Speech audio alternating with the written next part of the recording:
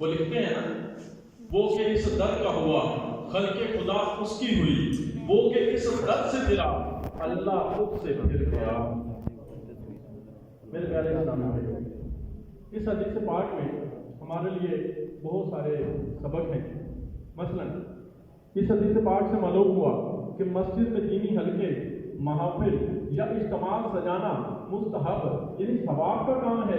یہ بھی معلوم ہوا کہ ایسی مجلسیں، ایسی محفلیں، ایسے دینی اجتماع جہاں علم دین سکھایا یا سکھایا جا رہا ہو، اس مجلس میں حاضر ہونے والے اللہ پاک کی حفاظت میں ہوتے ہیں۔ سبحان اللہ۔ اور جو بھی شخص اس طرح کی محفل میں آتا ہے وہ اللہ تعالیٰ کی پناہ میں آ جاتا ہے، اور یہی وہ خوش نصیب ہیں جس کے لیے فرشتے اپنے پر بچھاتے ہیں۔ اب کتنی برکتیں ہیں دینی اجتماع میں آنے۔ اس وقت ہم دینی اجتماع میں بیٹھے ہیں، ہفتہ وار اجتماع دینی اجتماع۔ مزید اس حدیث پاک میں دینی اجتماع، محافل اور علم دین سیکھنے سکھانے کے حلقوں کے متعلق 3 اہم آداب بھی سکھائے گئے۔ ایک تو ہمیں یہ پتہ چلا کہ جو دینی اجتماع ہوتا ہے اس میں آنے کی کیا کیا برکت ہوتی ہے۔ آئیے اسی حدیث پاک سے یہ سیکھتے ہیں کہ جب دینی اجتماع میں بیٹھتے ہیں تو کن کن آداب کا ہم نے خیال رکھنا ہے۔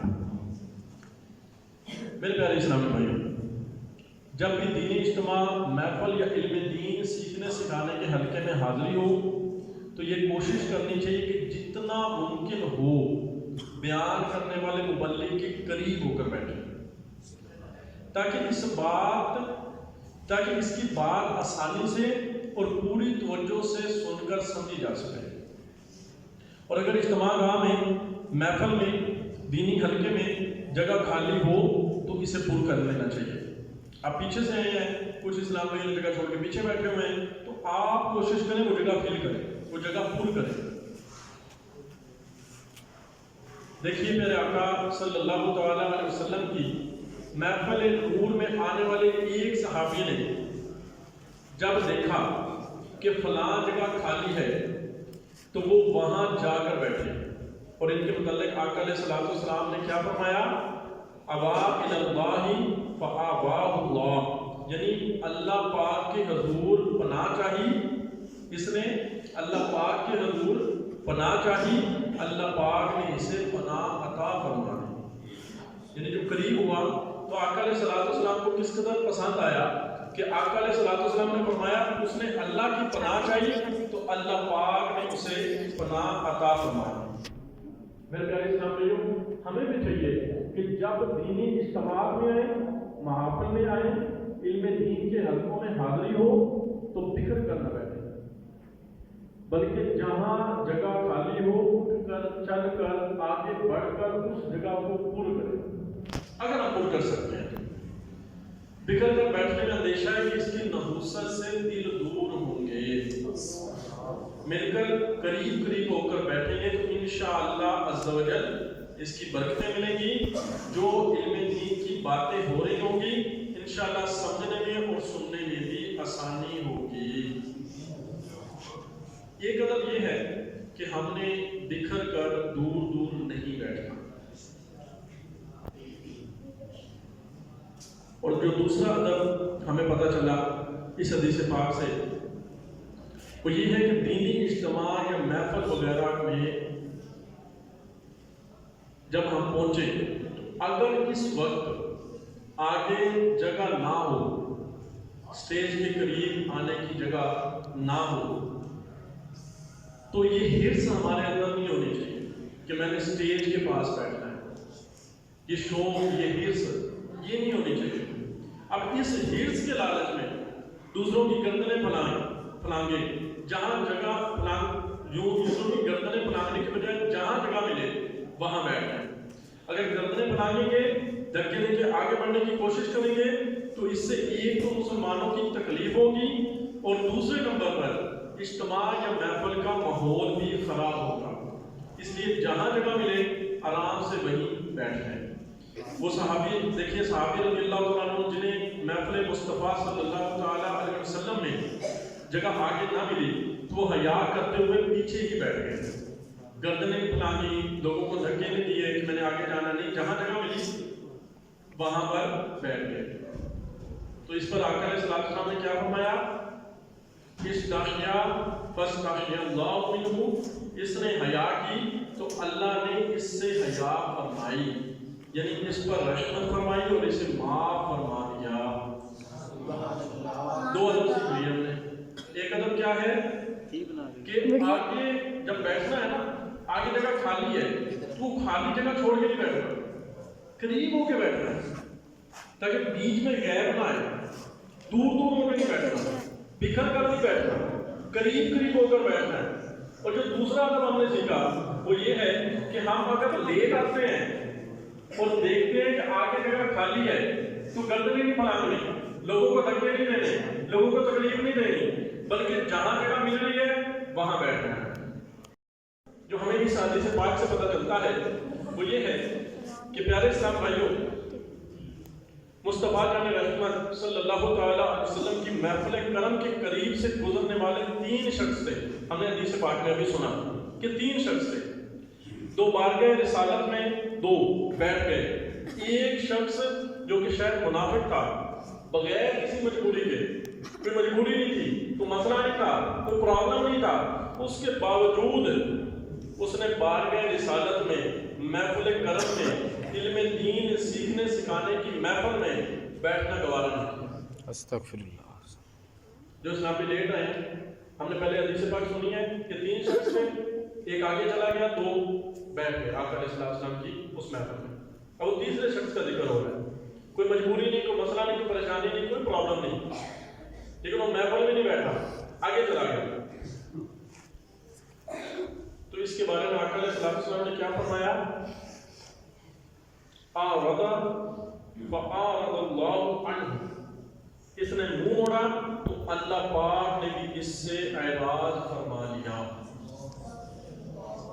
میرے پیارے اسلام بھائی، اس سے ہمیں عبرت حاصل کرنا چاہیے۔ اب عبرت کیا حاصل کرنا؟ بعض دفعہ دل میں خیال آتا ہوگا کہ ہفتہ بھر اجتماع میں جانا ہے، اجتماع شب برات میں جانا ہے، اجتماع معراج میں جانا ہے، یا دیگر کسی بڑی رات کی اجتماع میں جانا ہے، تو ان اجتماع میں جانا کون سا فرض ہے، کون سا واجب ہے، یہ خیال بات کو ذہن میں آ رہا ہے۔ نام یہ تو خیر ہے، فرض واجب تو ہے نہیں۔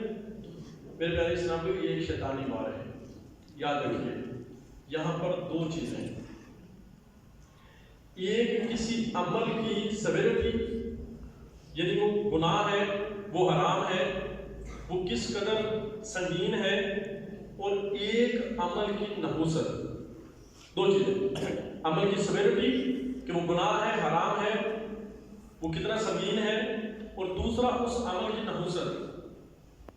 ان دونوں میں بعض دفعہ فرق ہوتا ہے۔ اب دیکھیے دینی اجتماع میں جہاں اللہ اور اللہ کے رسول کی باتیں ہوگی، علم دین سکھایا جائے گا، اخلاق کردار کی اصلاح ہوگی، قبر و آخرت کی فکرت دلائی جائے گی، محبت الہی اور عشق رسول کی باتیں ہوگی، ایسی محافل اور دینی اجتماع میں اگرچہ جانا فرض نہیں، اگرچہ جانا واجب نہیں، لیکن اگر کوئی ایسے اجتماع میں شرکت نہیں کرتا، وہ گناہ گار بھی نہیں، مگر اس کی نحوست پر ذرا غور فرمائیے۔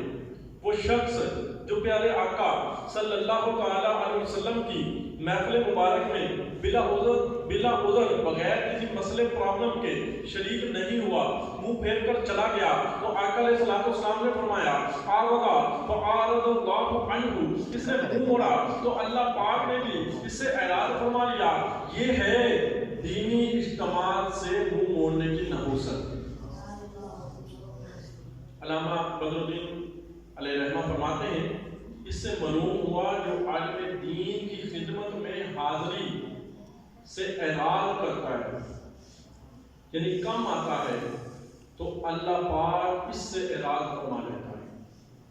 عالم دین کی محفل میں آنا تو اللہ پاک اس سے اعراض فرما لیتا ہے۔ اللہ پاک کا اعراض فرمانا کیا ہے؟ کہ اللہ پاک اس پر اپنی رحمت نہیں فرماتا، اور اس لیے کبھی بھی دینی اجتماعات سے اعراض نہ کریں۔ اعراض کا معنی ہوتا ہے کسی چیز سے دل پھیر لینا. بعض دفعہ ایسا ہوتا ہے کہ دینی اجتماع ہو رہا ہے, اللہ اور اللہ کے رسول کی باتیں کی جا رہی ہیں, علم دین سکھایا جا رہا ہے, آدمی کا دل چاہ رہا ہے کہ اجتماع میں شرکت کرے, مگر مجبوری ہوتی ہے, کوئی پریشانی ہوتی ہے, کوئی عذر ہوتا ہے, جس سبب آدمی دینی اجتماع میں شرکت نہیں کر پاتا. یہ جذبات کہ دینی اجتماع سے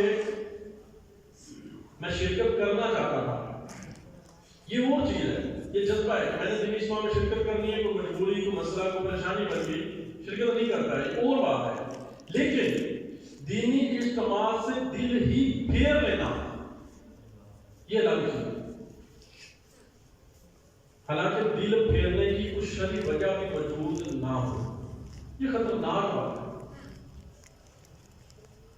اگرچہ اس کو گناہ اور حرام نہیں کہتے ہیں, اگرچہ یہ نہیں کہتے کہ دین محفل میں نہیں گئے تو گناہ گار نہیں کہتے ہم, نہ یہ گناہ گار ہوتا ہے, لیکن یہ خطرناک بات ہے. کیوں؟ اس سے بندہ بہت ساری, یہ جو چیز ہے محفل میں نہ جانا, بندہ بہت ساری نعمتوں سے محروم ہو جاتا ہے. اللہ تعالیٰ قرآن مجید میں ارشاد فرماتا ہے, جس کا ترجمہ ہے, اس نے میرے ذکر سے منہ پھیرا تو بے شک اس کے لیے تنگ زندگی ہے. ایک قول کے مطابق اس حدیث کریم میں ذکر سے مراد داعی یعنی نیکی کی دعوت دینے اور اللہ اور رسول کی عبادت کی طرف بلانے والا ہے. اب اس آیت کا مطلب کیا ہوگا؟ مطلب یہ ہوگا کہ نیکی کی دعوت, جو نیکی کی دعوت دینے والے کی طرف سے اعراض کرے, جو کسی کو سمجھاتا ہے, نیکی کی دعوت دیتا ہے, اس سے دل پھیرے, اس کے لیے تنگ زندگی ہے. تفسیر سراج الجنان میں ہے, ایک قول کے مطابق یہاں تنگ زندگی سے مراد دنیا کی تنگ زندگی ہے, اور وہ یہ ہے کہ بندہ ہدایت کی پیروی نہ کرے, برے عمل, حرام کاموں میں مبتلا ہو, قناعت سے محروم ہو, حرص میں گرفتار ہو, مال اور اسباب کی کثرت کے باوجود سکون نہ ملے. مال ہے, ایئر کنڈیشن لگا ہوا ہے گرمیوں میں, سردیوں میں گرم کمرہ ہے, نرم بستر ہے, مگر سکون نہیں, نیند نہیں آتی, بہت پیسہ ہے, طرح طرح کے کھانے بنوا سکتا ہے, دسترخوان پر پڑے بھی ہوتے ہیں, کھا نہیں سکتا, بلڈ پریشر اور شوگر, یہ چیزیں سکون نہیں. اب نیکی کی دعوت نہیں دیں گے, اس طرح کی چیزوں کا ذوق شوق نہیں رکھیں گے, سکون نہیں. آئیے آگے سنتے ہیں. میرے پیارے اسلام بھائیوں, اللہ پاک نے نیک کاموں کی طرف رغبت عطا فرمائی, دینی اجتماع میں شرکت کی توفیق بخشی, تو اس پر اللہ کا شکر ادا کرنا چاہیے. جو آج اب اختبار اجتماع میں آئے ہیں, یہ رغبت ہے, اللہ تعالیٰ کی عطا کی گئی رغبت. آپ یہاں پر توجہ سے بیٹھ کر اللہ اور اللہ کے محبوب کا ذکر سن رہے ہیں, یہ اس کی عطا ہے, اس کی رحمت ہے, اس پر شکر ادا کریں. کیوں شکر ادا کریں؟ کیونکہ اس سے اللہ کی عطا سے بہت برکتیں ملتی ہیں. کون سی برکتیں ملتی ہیں؟ اس نیک کام کی برکت سے اللہ اور رسول کی محبت نصیب ہوتی ہے. سب سے پہلا بنیادی جو اس اجتماع کی برکت ہے کہ اللہ اور اللہ کے رسول کی محبت نصیب ہوتی ہے, نیکیوں کی طرف رغبت ملتی ہے, گناہوں سے نفرت ملتی ہے, ایک دوسرے کے حال احوال کی خبر ملتی ہے, آپس میں گفتگو کرنے کا موقع مل جاتا ہے, جس کی برکت سے شکوے, شکایات اور بدگمانیاں وغیرہ کی کاٹ ہو جاتی ہے, علم دین سیکھنے کا موقع ملتا ہے, فکر آخرت نصیب ہوتی ہے, خوف خدا سے رونا نصیب ہوتا ہے, توبہ کرنے کی توفیق یہاں ملتی ہے. غرض دینی اجتماعات دینی ماحول سے وابستہ رہنے کا ذریعہ بنتے ہیں, اور یہ نیکیوں پر استقامت پانے اور دینی کاموں سے متعلق قربت حاصل کرنے کا بہترین ذریعہ ہے. میرے پیارے اسلام بھائیو، تذکیر یعنی بات یا نصیحت کرنا شریعت کو مطلوب ہے کہ کوئی بات کرے، کوئی نصیحت کرے، لوگوں کو سمجھائے، بیان کیے جائیں۔ قرآن کریم کے جو بنیادی عنوانات ہیں، جو قرآن کریم کے مین ٹاپکس ہیں، ان میں سے اہم ترین ٹاپک تذکیر ہے، یعنی بات و نصیحت ہے۔ آپ انبیاء کرام کو دیکھیں، صحابہ کرام کو دیکھیں، اولیاء کرام کو دیکھیں، ان سب نے بات و نصیحت کے لیے جو انداز اختیار کیے، ان میں سے ایک اہم اور بہت ہی زیادہ دلوں پر اثر کرنے والا انداز اور معاشرے میں انقلاب لانے والا انداز وہ دینی اجتماع ہے۔ کہ دینی اجتماع کے ذریعے لوگوں کو دین سمجھایا جائے، دین کے قریب لایا جائے۔ انبیاء کرام علیہ السلام کے متعلق روایات موجود ہیں کہ یہ بلند رتبے والے حضرات اجتماعات سجایا کرتے، لوگوں کو جمع کرتے، انہیں بات و نصیحت فرماتے اور اجتماعی طور پر نیکی کی دعوت دیا کرتے۔ حضرت موسیٰ علیہ السلام نے مختلف اوقات میں بنی اسرائیل کو جمع فرمایا، جو خطبے دیے، یعنی بیانات فرمائے۔ ان بیانات کے مضامین روایات میں موجود ہیں۔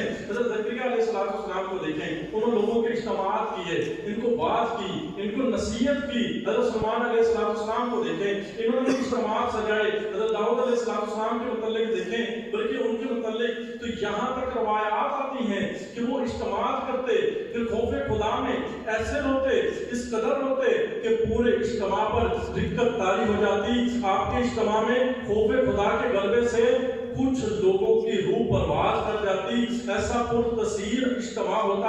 اسی طرح حضرت نوح علیہ السلام کو دیکھیں، حضرت صالح علیہ السلام کو دیکھیں، حضرت ہود علیہ السلام کو دیکھیں، حضرت شعیب علیہ السلام کو دیکھیں۔ ان سب نے اپنی اپنی قوموں میں اجتماعی طور پر نیکی کی دعوت دینے کا جو ذریعہ اختیار کیا، جو طریقہ اختیار کیا، جو وعظ و نصیحت کا ذریعہ اختیار کیا، ان کے بیانات، ان کے مضامین قرآن مجید میں موجود ہیں۔ وہ طریقہ دینی اجتماع ہی ہے کہ دینی اجتماع کے ذریعے لوگوں کو وعظ و نصیحت کی جائے۔ غرض انسانی تاریخ کو اٹھا کے انبیاء کرام کی ہم نے مثالیں بھی سن لی کہ انبیاء کرام کا بھی انداز یہ تھا، انسانی تاریخ کو اٹھا کے دیکھیں تو وہ دینی اجتماعات سے انسانی تاریخ بڑی ہوئی۔ شاید کوئی ایسا دور گزرا ہو جس میں دینی اجتماع نہ سجائے گئے۔ انسانی تاریخ کا جو سب سے پہلا اجتماع وہ کب ہوا؟ قرآن مجید میں ذکر ہے کہ جب حضرت آدم علیہ السلام کے علاوہ کوئی انسان پیدا نہ ہوگا تو ایک اجتماع ہوگا جس میں حضرت آدم علیہ السلام کو بلایا گیا اور تمام فرشتوں کو بلایا گیا۔ ہم نے سنا ہے، پڑھا ہے کہ فرشتے اپنی اپنی عبادات میں مشغول رہتے ہیں، کچھ رکوع میں، کچھ سجدے میں، دیگر عبادات مشغول رہتے ہیں۔ اور اس وقت اللہ تعالیٰ نے رکوع کرنے والے، سجدے کرنے والے، قیام کرنے والے تمام فرشتوں کو ایک جگہ جمع کیا۔ دینی اجتماع ہوگا، حضرت آدم علیہ السلام ہوں گے اور فرشتے ہوں گے۔ اللہ تعالیٰ نے قرآن مجید میں ارشاد فرمایا، اے آدم تم انہیں ان اشیاء کے نام بتا دو۔ تو جب آدم نے انہیں ان اشیاء کے نام بتا دیے تو اللہ پاک نے فرمایا، فرشتوں کیا میں نے تمہیں نہ کہا تھا کہ میں آسمانوں اور زمین کی تمام چھپی چیزیں جانتا ہوں، اور میں جانتا ہوں جو کچھ تم ظاہر کرتے ہو اور جو کچھ تم چھپاتے ہو۔ یوسف کی بات ہے جب اللہ پاک نے حضرت آدم علیہ السلام کو پیدا فرمایا، پھر انہیں علم الاسماء عطا فرمایا۔ پھر آپ کو حکم ہوا کہ تمام چیزوں کے نام فرشتوں کو بتائیں۔ تفسیر نعیمی میں ہے کہ اس وقت حضرت آدم علیہ السلام کے لیے ممبر بچھایا گیا، سارے فرشتے آپ کے سامنے حاضر ہوئے، آپ ممبر پر کھڑے ہوئے، اور فرشتوں کو تمام چیزوں کے نام بتائے۔ مفتی احمد یار خان نعیمی علیہ رحمہ فرماتے ہیں اس سے معلوم ہوا کہ یہ مجلس واعظ تھی، یعنی وہ بابرکت اجتماع تھا جس میں حضرت آدم علیہ السلام خطیب تھے اور فرشتے سامعین یعنی سننے والے تھے۔ قربان کے یہ کیا شان ہے آدم علیہ السلام کی کہ اس وقت سب فرشتوں کی ساری ڈیوٹیاں ختم، صرف ایک کام، حضرت آدم علیہ السلام کا واسطہ۔ کیسی شان! صلو علی الحبیب۔ یہ طریقہ انسانی کا سب سے پہلا اجتماع جو کیا گیا، جس میں حضرت آدم علیہ السلام نے فرشتوں کو خطاب کیا، اپنی فضیلت بتائی، اپنی اہمیت بتائی، اپنی فضیلت اور اہمیت کے لحاظ سے تاریخ انسانی کا یہ اہم اجتماع ہے، یہ حضرت آدم علیہ السلام والا۔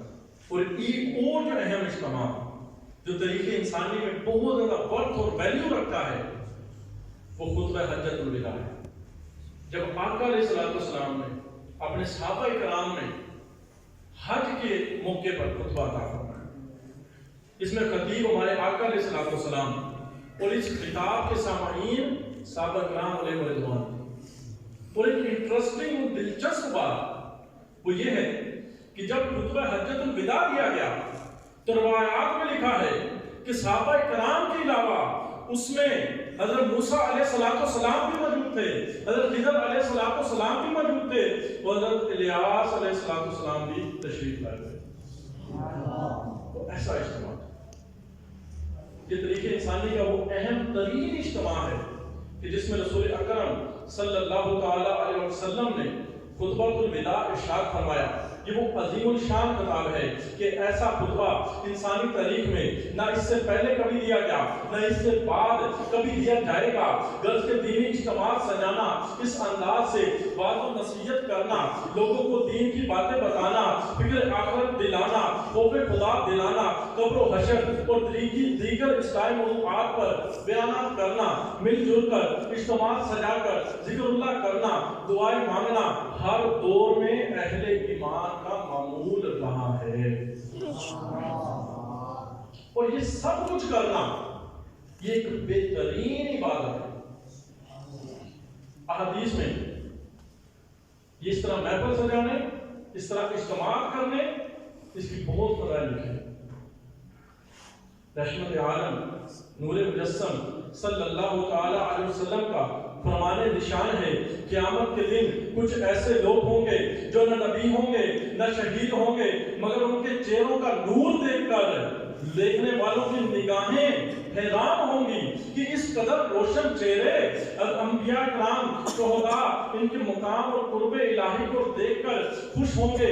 صحابہ کرام علیہ رضوان نے عرض کی یا رسول اللہ صلی اللہ تعالی علیہ وسلم یہ عالی شان لوگ کون ہوں گے؟ فرمایا یہ مختلف قبائل کے لوگ ہوں گے، مختلف بستیوں کے لوگ ہوں گے جو دنیا میں اللہ پاک کی یاد کے لیے اکٹھے ہوتے ہوں گے اور پاکیزہ باتیں اس طرح چنتے ہوں گے جس طرح کھجور کھانے والا بہترین کھجوریں چن کر کھاتا ہے۔ میرے پیارے اسلام بھائی، باتوں کو چنیں، باتیں ہوں گی نا، ابھی اس وقت سے لے کے اب تک کتنے بیان میں ہم نے باتیں سنی، چنیں، سلیکٹ کریں کہ ان میں سے کون سی بات ہے جو میں نے فلاں دوست کو سنانی ہے، ان میں سے کون سی بات ہے جو میں نے فلاں کزن کو بتانی ہے، ان میں سے کون سی بات ہے جو کہ میں نے فلاں پڑوسی کو سمجھانی ہے۔ ان باتوں کو سلیکٹ کریں اور ان تمام باتوں کا مجموعہ وہ سلیکٹ کریں کہ کون کون سی بات میں نے اپنی ذات پر اپلائی کرنی ہے، جو سب سے میجر کام ہے، مین کام۔ باتیں سن لی ہم نے، روایات سنی، آقا علیہ السلام کے فرامین سنے، قرآن مجید کی آیات سنی، ان کی تفاسیر سنی، میں کیا لے کے اٹھوں گا؟ چنیں۔ آقا علیہ السلام فرماتے ہیں کہ وہ لوگ محافل میں سے باتیں اس طرح چنتے ہیں جیسے کھجور کھانے والا اچھی کھجور چنتا ہے۔ اب کھانا کھاتے ہیں ہم سلیکشن کرتے ہیں نا، اگر مختلف چیزیں پڑی ہوں تو اچھی اچھی چیزیں اٹھاتے ہیں، جب خریدنے گئے تب بھی اچھی اچھی چیزیں اٹھاتے ہیں۔ تو آج ہم محفل میں بیٹھے بہت ساری باتیں ساری اچھی ہیں، جتنی باتیں ہیں ساری اچھی ہیں، ہم بھی کچھ سنیں، کچھ سلیکٹ کریں. ساری باتیں دماغ میں نہیں رہیں گی، بیان کرو دماغ میں زبان میں نہیں یاد رہے گا. کچھ چیزیں دماغ میں رکھنے کے لیے چن لیں، آپ چن کر جائیں اور ان کو آگے پہنچائیں. ایسا انداز، اچھے انداز. صحابی رسول عبداللہ بن عباس رضی اللہ عنہ فرماتے ہیں کہ ایک دن سرکار عالی وقار مکی مدنی تاجدار صلی اللہ تعالی علیہ وسلم حضرت عبداللہ بن رواحہ رضی اللہ تعالیٰ عنہ کے پاس سے گزرے. اس وقت حضرت عبداللہ رضی اللہ تعالیٰ عنہ صحابہ کرام علیہ رضوان کے درمیان بیان فرما رہے تھے. نبی ذیشان مکی مدنی سلطان صلی اللہ تعالیٰ علیہ وسلم نے یہ دیکھ کر خوشی سے فرمایا کہ جب تمہارا کوئی گروہ بیٹھتا ہے تو اس کے ساتھ اتنی ہی تعداد میں فرشتے بیٹھتے ہیں. پھر فرمایا کہ اگر تمہارا گروہ سبحان اللہ کہتا ہے تو فرشتے بھی سبحان اللہ کہتے ہیں. اگر تمہارا گروہ الحمدللہ کہتا ہے فرشتے بھی الحمدللہ کہتے ہیں. اگر تمہارا گروہ اللہ اکبر کہتا ہے وہ فرشتے بھی اللہ اکبر کہتے ہیں. پھر وہ فرشتے تمام باتیں جاننے والے رب کی بارگاہ میں حاضر ہوتے ہیں. اللہ پاک ان سے زیادہ جاننے والا ہے. فرشتے عرض کرتے ہیں اے ہمارے رب تیرے بندے تیری پاکی بیان کرتے تھے تو ہم نے بھی تیری پاکی بیان کی، انہوں نے تیری بڑائی بیان کی، ہم نے بھی تیری بڑائی بیان کی، انہوں نے تیری حمد بیان کی، ہم نے بھی تیری حمد بیان کی. اس پر اللہ تعالیٰ فرمائے گا اے فرشتو گواہ ہو جاؤ کہ میں نے انہیں بخش دیا. پھر فرشتے عرض کریں گے یا اللہ اب ہر بندہ اپنے اوپر غور کرے. فرشتے عرض کریں گے یا اللہ اس میں تو فلاں اتنا بڑا بدکار ہے. اللہ پاک فرماتا ہے وہ میرے وہ ذکر کرنے والوں کے اجتماع میں بیٹھا ہے، وہ ایک ایسی قوم میں بیٹھا ہے جو میرا ذکر کرتے ہیں اور جو ان کے پاس بھی بیٹھتا ہے وہ بدبخت نہیں رہتا. آج اپنی اس ہفتہ اور اجتماع کی برکت دیکھیں، اس کی برکت دیکھیں، ویلیو دیکھیں. آپ کہاں بیٹھے ہیں سوچیں، امیجن کریں. میرے پیارے اسلام بھائی، دین اجتماع میں جو بھی بندہ آتا ہے اس کو بہت فضیلت ملتی ہے. جو تھوڑی دیر کے لیے خوش نصیبوں کے پاس بیٹھ جاتا ہے وہ بھی محروم نہیں رہتا.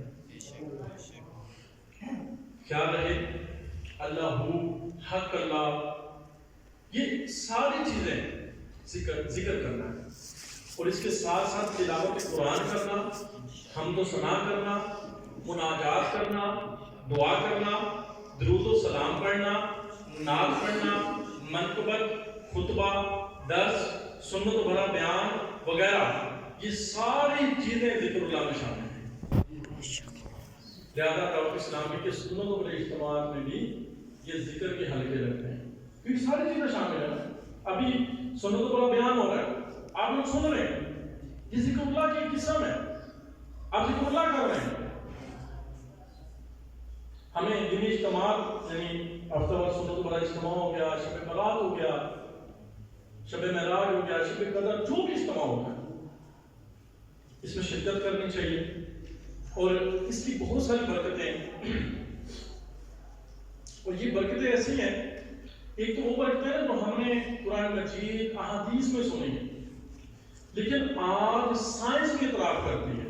سائنس کہتی ہے، سائنٹسٹ کہتے ہیں کہ مسلمانوں کا اس طرح گیدرنگ کرنا، اس طرح اکٹھے ہونا ان کو مینٹلی طور پہ، دماغی طور پہ مضبوط کرنا. آئیے سنتے ہیں ہم اس کی دونوں طرح کی برکتیں سنتے ہیں جو ہم نے قرآن مجید احادیث میں پڑھی اور ساتھ میں جو سائنس کہتی ہے. آئیے ان کا ایک ملاپ ہے وہ سنتے ہیں. محفل ذکر یعنی دینی اجتماع میں آنے والوں پر فرشتے اپنے پر پھیلاتے ہیں. دینی اجتماع میں آئے فرشتوں نے اپنے پر پھیلاتے ہیں. ان پر سکینہ نازل ہوتا ہے، سکون نازل ہوتا ہے، انہیں رحمت گھیر لیتی ہے، ان کے لیے بخشش کی خوشخبری ہے. کیسی برکت ہے. ان کے گناہوں کو نیکیوں میں تبدیل کر دیا جاتا ہے۔ مجالس ذکر یعنی دینی اجتماع کی غنیمت جنت ہے۔ دینی اجتماع کو حدیث پاک میں جنت کی کیاریاں فرمایا گیا ہے۔ اللہ پاک مجلس ذکر میں آنے والوں پر فخر فرماتا ہے اور فرشتوں کے سامنے ان کا ذکر کرتا ہے، اور یہ وہ برکات تھی جو حدیث میں بیان ہوئی۔ اس کے علاوہ دینی اجتماع کی برکت سے اللہ پاک کا قرب نصیب ہوتا ہے، بندے کے دل سے غفلت دور ہوتی ہے، نیکی اور بھلائی پر ایک دوسرے کی مدد کرنا نصیب ہوتا ہے۔ دینی اجتماع کی برکت سے ایمان مضبوط ہوتا ہے، دونوں جہاں کی بھلائیاں نصیب ہوتی ہیں، معاشرے کی اصلاح کرنے کا جذبہ ملتا ہے، آپس میں محبت بڑھتی ہے، آپس میں پیار بڑھتا ہے، آپس میں اتفاق بڑھتا ہے، آپس میں اتحاد بڑھتا ہے۔ اس کی برکت سے اخلاق سنورتے ہیں، اس کی برکت سے کردار بہتر ہوتا ہے، اس کی برکت سے عقل میں اضافہ ہوتا ہے۔ سوشل لائف یعنی معاشرے میں رہنے اور زندگی گزارنے کا ایکسپیرینس یعنی تجربہ بڑھتا ہے۔ مختلف سروے کی رپورٹ کے مطابق مذہبی لوگ جو گیدرنگ میں اکٹھے ہوتے ہیں، چاہے وہ جمعے کی جماعت ہو، چاہے وہ دیگر دینی اجتماع ہو، غیر مذہبی لوگوں کی نسبت زیادہ سائیکولوجیکل مضبوط ہوتے ہیں۔ سائیکولوجیکلی وہ زیادہ مضبوط ہوتے ہیں۔ جو دماغی مسائل ہوتے ہیں، جو پریشانیاں ہوتی ہیں، وہ ان سے دور ہوتی ہیں۔ یہ سائنس کہتی ہے۔ ڈپریشن، اگر ڈپریشن کی بات کی جائے تو کتابوں میں لکھا ہے کہ آج اکثریت انسانوں کی اکثریت آج ڈپریشن کا شکار ہے۔ ڈپریشن کا مسئلہ کیا ہے؟ اس سے ہوتا کیا ہے؟ ہائی بلڈ پریشر، گردوں کا مرض، ہارٹ اٹیک، اس طرح کے بڑے بڑے مسائل ڈپریشن سے ہوتے ہیں۔ اور ایک سروے کے مطابق مذہبی لوگ جو اجتماعات میں شرکت کرتے ہیں وہ ڈپریشن سے محفوظ رہتے ہیں۔ اسلام نے ہمیں کیسا ضابطہ خیال کیا ہوا ہے؟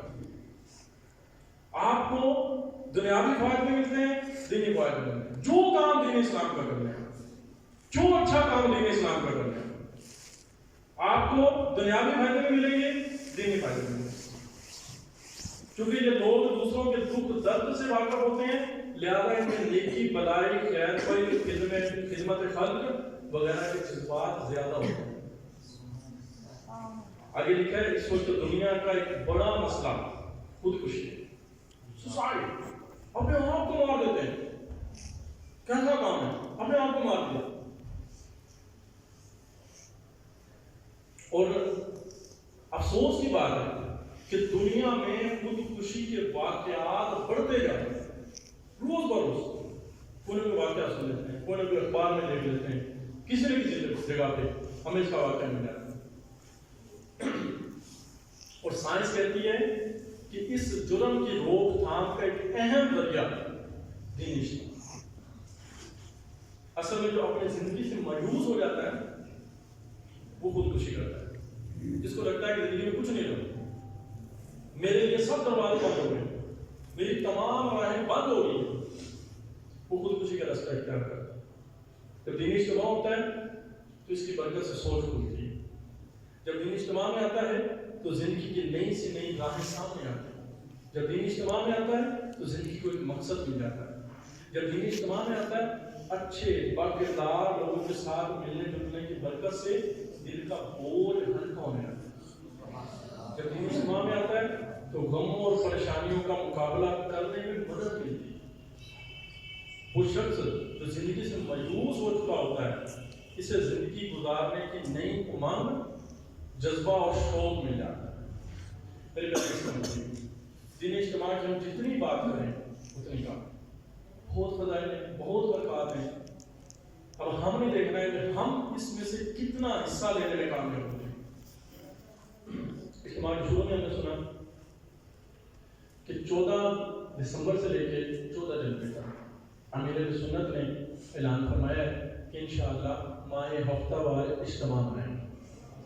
یعنی یہ جو دینی اجتماع کا ہمارا یہ گلشن ہے، یہ جو ہمارا ایک میرے آقا علیہ السلام نے اس کو جنت کا باغ کہا ہے، یہ جو ہمارا ایک اچھا نیکیوں والی گیدرنگ ہے، یہ اس کو بڑھانا ہے، اس میں اضافہ کرنا ہے۔ سردی ہے، تعداد کم نہیں کرنا، بڑھانا ہے۔ آج ہمیں بہت کچھ ہونا ہے، اور یہ چیزیں اگر ہم ایسا انداز میں کسی تک بھی پہنچائیں تو آپ کو کیا لگتا ہے وہ دین اسلام نہیں آئے گا؟ آئے گا۔ تو جو ایک کام ہم نے کرنا ہے، امیر علیہ السلام نے فرمایا کہ ہر دعوت اسلامی والا روزانہ کم از کم 2 افراد کو ہفتہ وار اجتماع کی دعوت۔ مشکل کام تو نہیں ہے، بہت آسان کام۔ گلی میں سے گزرے، دکان میں کوئی سودا لینے گئے، راستے میں 2 بندے مل گئے، پڑوسی ملا، ایک دوست ملا، بھائی دعوت اسلامی کا ہفتہ وار اجتماع ہوتا ہے مغرب کے بعد جمعرات کو، آپ آنا۔ وہ جو ٹارگیٹ میرے لیے سنت دیا تو ہو گیا، ڈیلی 2 بندوں کم از کم، زیادہ کوئی دیتے۔ ہمارے اسلام میں زیادہ دعوت دیتے ہیں، اور اللہ کی کرم سے گاڑیاں لے کے آئے، گاڑی میں اسلام کو بٹھا کر آپ لے کے آئے۔ کاش ہم بھی گاڑی لانے والے بنیں، کوشش کریں کہ اس میں گاڑی لے کے آئیں، اپنے ساتھ کچھ نہ کچھ افراد کو لے کے آئیں، گاڑی لے آئیں یا ویسے دوست ہے آپ کو لے آئیں جس سے آپ کو آسانی ہو۔ سرگودا کے قریب ایک شہر دیر آپ میں سے ہو سکتا ہے کچھ لوگوں نے اس کا نام سنا ہو۔ وہاں کے اسلامی بھیا اس نے بیان کیا کہ جب میں نے جوانی کی دہلیز پر قدم رکھا نا تو بری صحبت میں پہنچ گیا، اور بری صحبت میں کیسی صحبت کہ میں قبضہ گروپ کو میں نے جوائن کر لیا، اور میں ایک بدماش بن گیا، محلے میں مشہور ہو گیا۔ اس ارد گرد علاقے میں ایک برا شخص، بدماش، لوگوں کا حق کھانے والا، قبضہ گروپ، اس میں مشہور ہو گیا۔ کئی کیس مجھے میرے اوپر آ گئے، کئی بار جیل میں گیا، کئی بار سزا ہوئی، اور پھر دعوت اسلامی کی ایک اسلامی بھائی نے مجھے ہفتہ وار اجتماع کی دعوت دی، میں نہیں گیا، بار بار دعوت دی، حتیٰ کہ وہ 1 سال تک مجھے دعوت دی، اور پھر میں اجتماع میں گیا۔ اور جس دن میں اجتماع میں گیا تو اجتماع میں دیکھا تو جہنم کی ہولناکیوں پر بیان ہو رہا،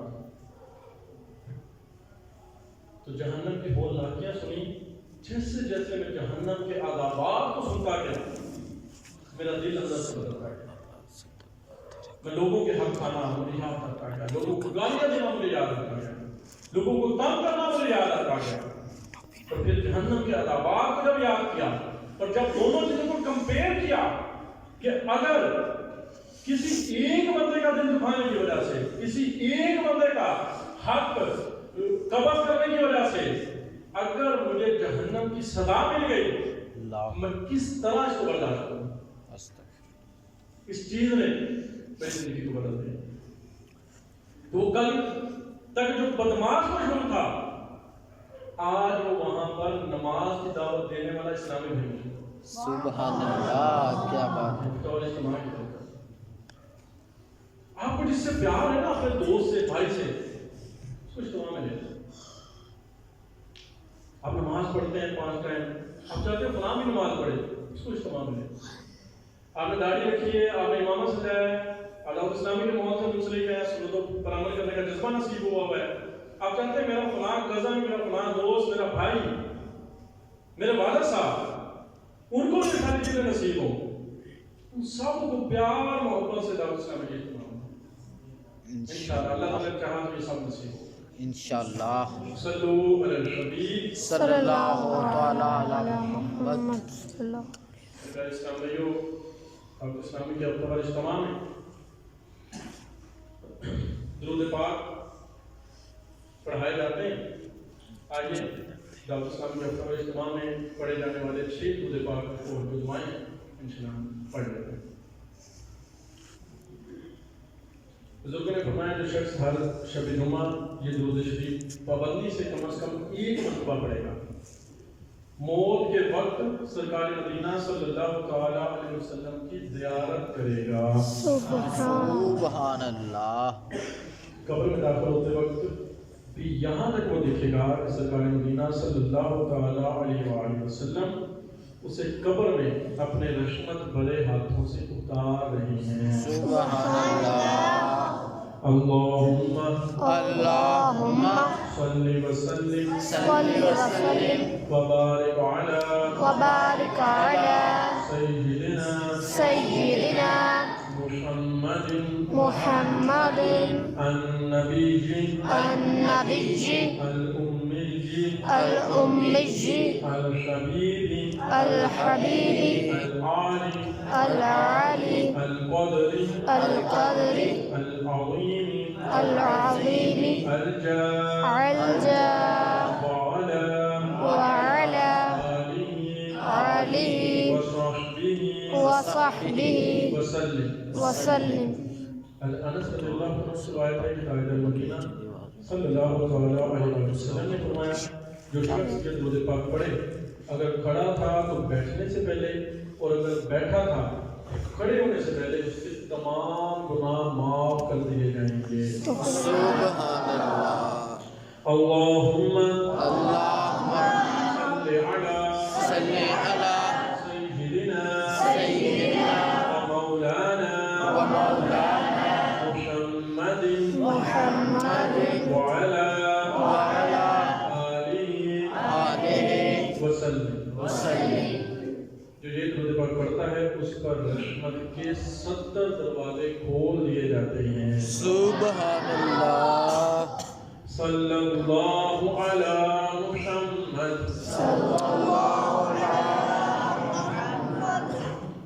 علامہ احمد صاحب علیہ رحمہ بعض بزرگوں سے نقل فرماتے ہیں کہ اس درود شریف کو ایک بار پڑھنے سے 6 لاکھ درود شریف پڑھنے کا ثواب حاصل ہوتا ہے. سبحان اللہ. اللہم صلی علی سیدنا محمد عدد ما فی علم اللہ صلاة دائمة بدوام ملک اللہ. ایک دن ایک شخص آیا تو حضور پرنور صلی اللہ علیہ وآلہ وسلم نے اسے اپنے اور صدیق اکبر رضی اللہ عنہ کے درمیان بٹھا دیا. اسے صحابہ کرام علیہ رضوان کو حیرت ہوئی یہ کون اتنے مرتبے والا شخص ہے. جب وہ چلا گیا تو سرکار دو عالم صلی اللہ علیہ وسلم نے فرمایا کہ جب مجھ پر درود پاک پڑھتا ہے تو یوں پڑھتا ہے اللہم صلی علی محمد کما تحب وترضى. آقا علیہ السلام کا عظمت والا فرمان ہے جو شخص یوں درود پاک پڑھے اس کے لیے میری شفاعت واجب ہو جاتی ہے. اللہم صلی علی محمد وانزلہ المقعد المقرب عندك يوم القيامة.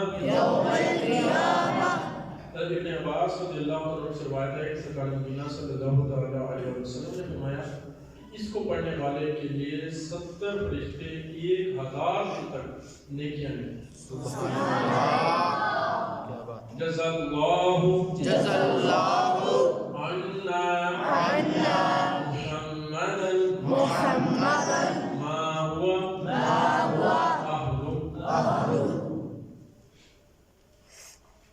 فرمان مصطفیٰ صلی اللہ علیہ وسلم ہے جس نے اس دعا کو 3 مرتبہ پڑھا گویا اس نے شرف قدر حاصل کر لی. سبحان اللہ. لا الہ الا اللہ الحلیم الکریم سبحان اللہ رب السماوات السبع ورب العرش العظيم لا إله إلا الله الحليم الكريم